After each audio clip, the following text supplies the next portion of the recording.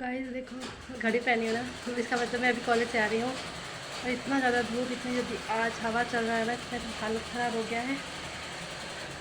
देखो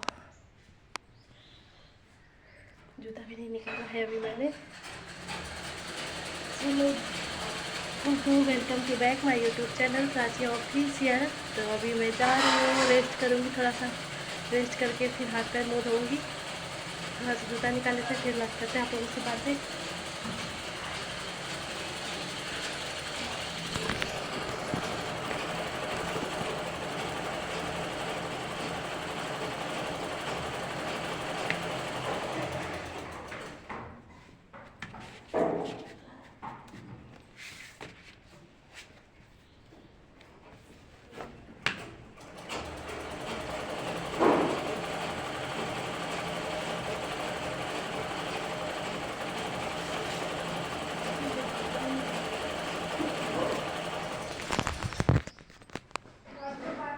तो कैसी लगती हूँ मैं आप सभी लोगों को?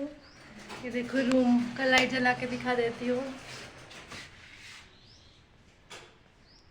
मैं सबसे वहाँ पे सोती हूँ लास्ट में।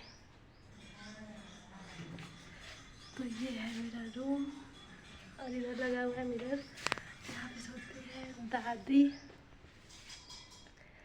तो ये रहा मेरा छोटा सा और प्यारा सा blog. Thank you so much for watching. थक जाइए तुम। देखो